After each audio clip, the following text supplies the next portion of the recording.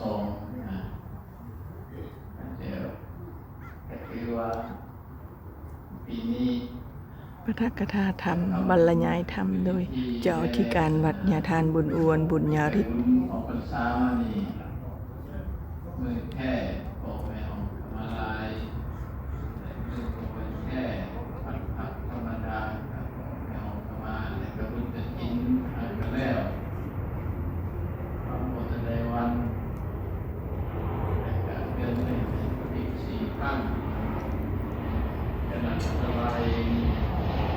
ก็เรียกว่าเสียงยิ่งใหญ่ก็ไม่ออก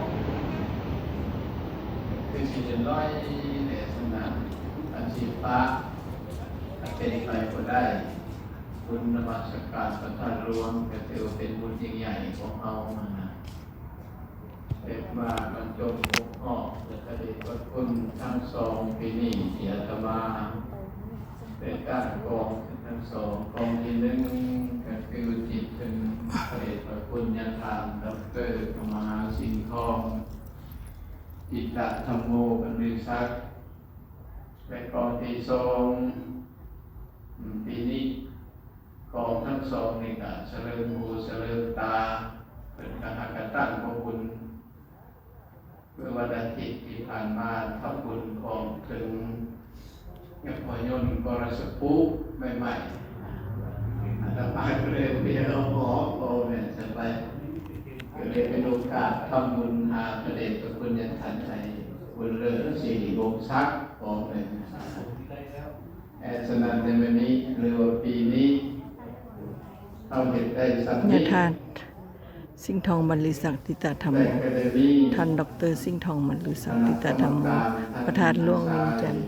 แล้วก็ญาทานบุญเลิศไปนำกันเป็นกระเด็นจิตใส่เต้นหาเป็นกระเด็นต้นดอกเพิ่งเป็นการบูชาพระรัตนตรัยก็มีภาษาเพิ่ง1 บาทเพิ่นจะใส่15 บาทพี่น้องแล้วก็ภาษาเพิ่งอันสวยงาม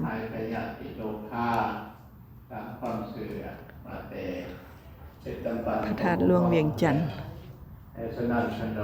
ญาทานดร.พระมสิงห์ทองบรรลือศักดิ์บิดาจารย์พระคณะสงฆ์ลาวต่างแดนภาษาเพิ่งอีก3